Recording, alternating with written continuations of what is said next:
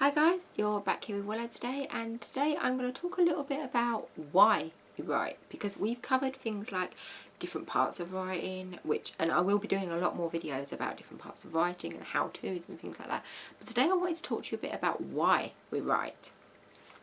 All aspects of our lives are stories, okay? It's how our brains process new knowledge and new information, and it's how we learn.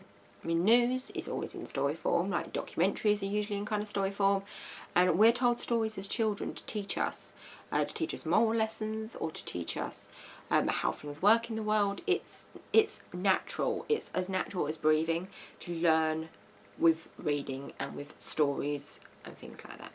So we're writers because we have a love of the written word and of writing itself. But just loving something doesn't mean that we can actually do it, or that we actually should. You know, writing's a mixture of many things: wanting to write, loving to write, a natural flair for storytelling, because some people have this real natural flair where no matter what they do or what they're talking about, it comes out as like this real entertaining kind of like story, where even the simplest reminiscing of like walking to the shops becomes this like epic tale, because they end up embellishing and talking, and you know, storytelling is natural for them. Ideas is another big one. If you get an idea for a story, or you can look at something and think, oh, I could have done that a little bit better, or oh, that's a really good story, I'm gonna go with that, that can make a brilliant story. Ideas. Therapy. For some people, writing is therapy, especially when you kind of write poetry or things like that. That tends to be really therapeutic for a lot of people. I've got quite a few friends that when they're going through a bad time or a bad patch, and when they're having a bad day, they put pen to paper and they write some poetry, and they can get it out. They get all the badness out by writing, and that's a really good thing. Hobby. Some people write as a hobby. They have a little bit of spare time and they decide that they're just gonna write. You know, they get a little idea for a story and they go with it. They maybe spend half an hour a day in their lunch break having a little writing time. They're not intending to do anything with it. They don't have like grand aspirations of like publishing and selling it to people and becoming a world famous author. They're just having a bit of fun. That's fine. One of the things I always say to people is being a writer is actually putting words on a bit of paper. If you write, you are a writer. That's all there is to it. You're an author if you've published something, but at the end of the day, you are a writer if you write. One thing I hate is when people say, I'm an aspiring writer. No, darling, you are not aspiring to be a writer. If you are putting words to paper, you are a writer. If you are making poetry, if you're making stories, if you're writing tiny little bits of nothing, you are still writing. Therefore, you are a writer. Be proud of that. Own it. Proudly say, I am a writer. I write. Because you're writing, that's what you're doing. Okay, you are a writer. Right. Habit is another thing that we write, another reason that we write. It's kind of... Habit is one of those things that you, once you start writing and you decide that you want to be more serious about actually writing and doing some writing things, you have to make it habit. One of the reasons you write has to be habit. You have to get into a kind of a schedule with it almost. You have to get into the habit of writing, even if it's only like a page a day, even if you only write for 20 minutes a day. Hell, even if you can only do 10 minutes a day and you write it as like a little diary entry, it's still writing. You have to make a habit of it. You have to try and write something at least every day if you can. You know, it really will help. And even if you're just writing yourself a little diary entry, you're still going to start developing your writer's voice like that, which I'm going to cover in another video. Practice is another reason that a lot of people write, because they are practicing their writing. And the more you practice your writing, and the more skills you get, the more practice you put in, the better you're going to get at it, the more skills you're going to get. And the more skills you're going to develop, and you're going to, again, your writer's voice is going to develop more. And you're going to start seeing the things that work and the things that don't. And you're going to start seeing what works. And the only way you can do that is with practice. I'm sorry, no matter how much you might be watching these videos and really wanting this to be a quick fix and this is how you write, this is how you do it, and it's not going to be, because I can give you the tips and the tools and the knowledge and the kind of lessons that I've learned over time of being a writer, but I cannot tell you how to write and how to write well. That is on you. That is practice. That is down to you, because you are going to be a totally different writer to who I am. You know, I write my way. I have my own writer's voice, my own way of writing, and you know, everyone's distinctive and unique in their way of doing it. But I'm not going to be able to tell you how to do it. You're going to have to figure that out for yourself with practice. Practice, practice, practice. And lastly, determination. Determination is so important, because do you know what? I'm going to level with you. This world is full of assholes. Shocking, I know, it's so shocking, but it is. This world is full of assholes. And that means that there are going to be people out there that are going to put you down. They're going to say to you, why are you bothering to try and write? You're not any good at it. Or, why are you bothering to do that? You're never going to make any money out of it, you know. Or, no one's actually going to want to read that, you know. Who gives a flying monkey fuck? Honestly, who cares? Because at the end of the day, writing should be about enjoying it. You should enjoy what you write. And you should enjoy writing. There's no point doing it if you don't enjoy it at the end of the day. So you should do it. But you need that determination. You need that determination to be like to the rest of the world. Fuck them. Sod them. Tell them to go away. You know, bugger off, because we do not need this kind of negativity in our lives. Be determined. Show that you can do it. Prove you can do it. And do it. No one is an amazing writer when the first time they try it. Nobody is. Even someone with a gift for music has to have lessons and practice hard to become fabulous. Okay, so I hate to break it to you, but if you are a complete novice writer, even if you are someone that has not been writing for a long time and not sort of done a lot of research or done any lessons into it or anything like that, and you're a novice writer, no matter how much your English teacher praised you for your gifts at school, for your wonderful alliteration and your use of similes and everything else, you are not an amazing writer. Not yet anyway. That's the point. Not yet. One of the first things you have to learn as a new writer is to take criticism on board and to deal with it like a rational adult.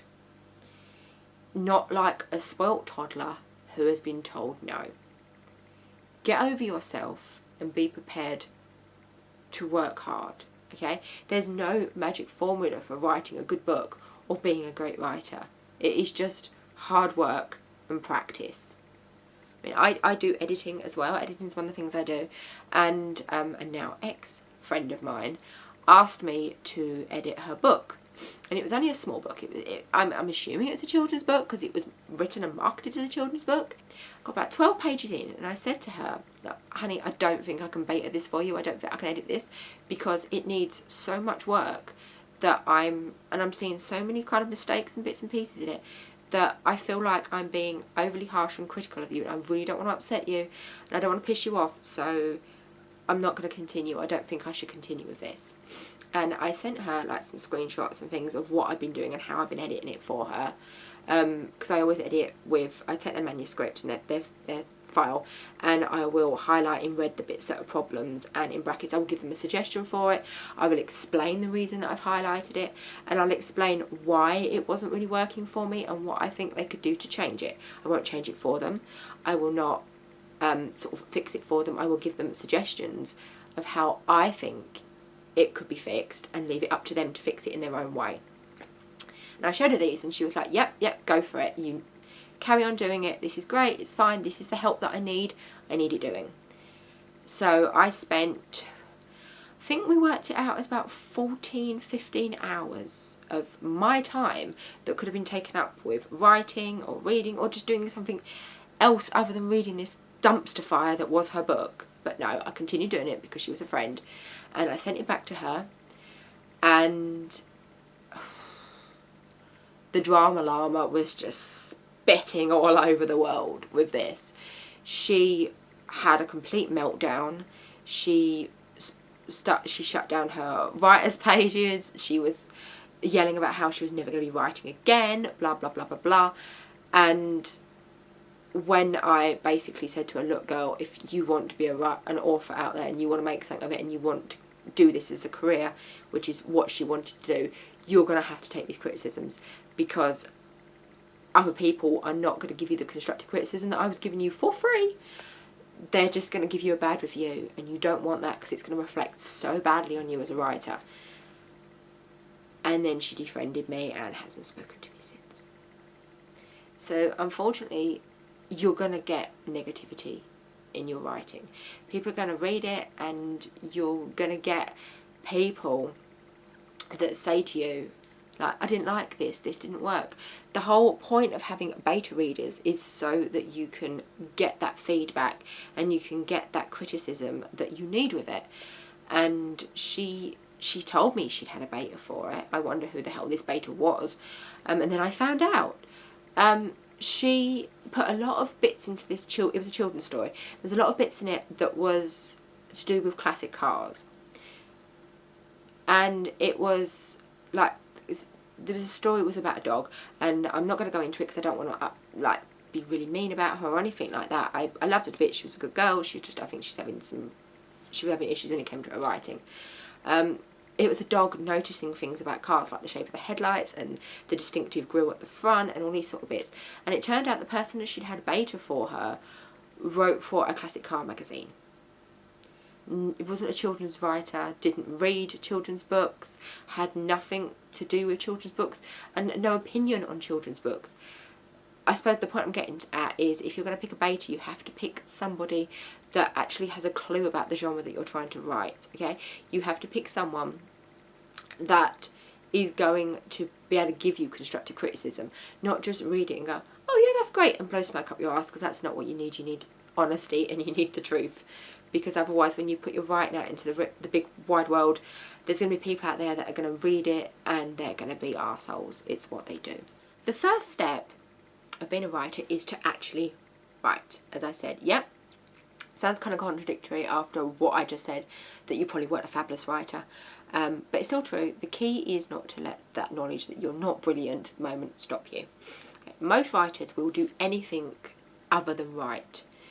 They seem to be languishing kind of like lazily under this delusion that they must be inspired to write, and that abstaining from writing will actually allow like their writing powers to kind of build up, so that when they finally let it loose on paper and it's like boom, you know, it'll be the most powerful, wonderful, perfect group of words that have ever graced a page. Bullshit. No, just no, it doesn't work like that. In reality, you should be aiming to write every single day, even if it's just for 10 minutes.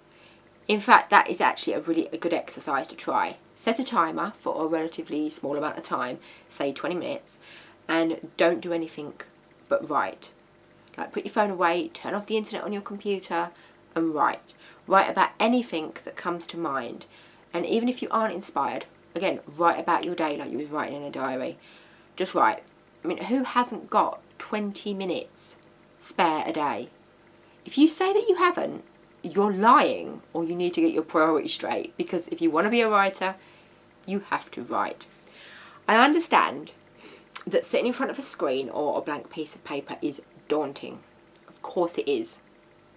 You're literally trying to create something out of nothing.